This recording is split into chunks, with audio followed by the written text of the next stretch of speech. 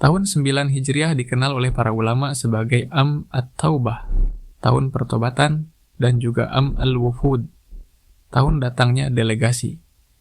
Inilah masa ketika Islam mencapai puncak kejayaannya di Jazirah Arab. Setelah Fathu Makkah, kaum muslimin semakin kuat, sementara kemunafikan dan kesyirikan mulai melemah. Namun Allah masih ingin menguji keimanan mereka, agar tampak siapa yang benar-benar jujur di jalan Allah. Pada bulan Rajab, tahun 9 Hijriah, Rasulullah memerintahkan pasukan menuju Tabuk, wilayah di utara Hijaz, dekat perbatasan Romawi Timur. Kabar beredar bahwa Kaisar Romawi menyiapkan pasukan besar untuk menyerang Madinah. Perjalanan ini sangat berat, panas terik, jarak jauh, dan bekal terbatas. Karena itu, pasukan ini dikenal dengan sebutan Jaishul Usrah, pasukan dalam kesulitan. Namun dalam kesulitan itulah keimanan diuji. Para sahabat tidak menunggu keadaan mudah untuk berjuang. Mereka berlomba bersedekah. Utsman bin Affan radhiyallahu anhu menyumbangkan ratusan unta dan emas. Abdurrahman bin Auf juga memberikan sebagian besar hartanya. Sementara para sahabat miskin datang sambil menangis, karena tak mampu ikut berjihad. Allah abadikan mereka dalam surah At-Taubah ayat 92. Mereka kembali dengan mata menangis karena tidak dapat apapun untuk berjihad di jalan Allah. Ketika pasukan tiba di Tabuk, ternyata pasukan Romawi telah mundur. Tidak terjadi pertempuran, tapi kemenangan hakiki justru diraih.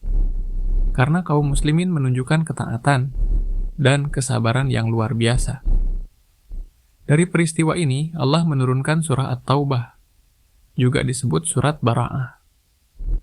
Surat yang tidak diawali basmalah ini penuh dengan ketegasan, pemutusan hubungan dengan kaum musyrikin yang berkhianat, dan penyingkapan sifat munafik di tengah kaum muslimin.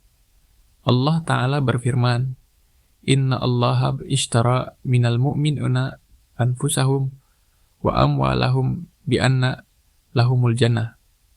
Sesungguhnya Allah telah membeli dari orang-orang beriman diri dan harta mereka dengan surga. QS At-Taubah 111. Ayat ini menjadi simbol pengorbanan sejati, bahwa iman bukan hanya kata, tapi kerelaan menyerahkan segalanya untuk Allah. Tahun ini juga disebut Am At-Taubah, karena di dalamnya Allah menerima taubat 3 sahabat yang jujur, namun sempat tertinggal dari perang Tabuk. Ka'ab bin Malik, Hilal bin Umayyah, dan Murarah bin Rabi. Setelah 50 hari penantian, Allah menurunkan ayat, Wa'alat salat sahilladzna khulifu. Qiyas At-Taubah 118. Dan terhadap 3 orang yang ditinggalkan itu, hingga bumi terasa sempit bagi mereka. Kemudian Allah menerima taubat mereka. Setelah Tabuk, kekuatan Islam semakin kokoh. Berbagai kabilah dari seluruh jazirah Arab datang ke Madinah untuk menyatakan keislaman. Tahun itu dikenal sebagai Am Al-Wufud, tahun datangnya delegasi. Ibnu Katsir menyebut lebih dari 70 kabilah datang menemui Rasulullah SAW. Mereka datang dari Najran, Yaman, Bahrain, dan wilayah utara Hijaz. Madinah berubah menjadi pusat dakwah dan ilmu. Para utusan belajar langsung tentang salat, zakat, dan hukum Islam. Perubahan luar biasa terjadi. Dulu mereka memerangi Islam, kini mereka berbondong-bondong memeluknya. Sebagaimana firman Allah dalam surah An-Nashr, apabila telah datang pertolongan Allah dan kemenangan, dan engkau lihat manusia masuk agama Allah dengan berbondong-bondong, maka bertasbihlah dengan memuji Tuhanmu, dan mohonlah ampunan kepadanya. Dari peristiwa tahun 9 Hijriah, kita belajar banyak hal. Kesabaran dan pengorbanan akan selalu melahirkan kemenangan. Ketegasan terhadap kemunafikan dan kesyirikan adalah bagian dari iman.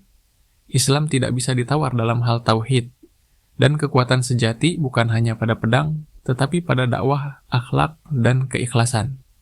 Setelah Islam tegak, Rasulullah tidak menindas musuh-musuhnya, namun berdakwah dengan hikmah dan kasih sayang.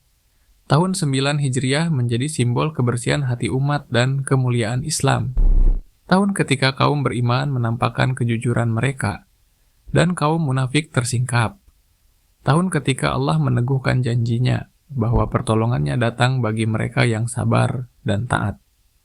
Semoga kita bisa mengambil ibrah dari sejarah ini, bahwa kemenangan sejati tidak datang dari kekuatan duniawi, tapi dari ketaatan, keikhlasan, dan pengorbanan di jalan Allah.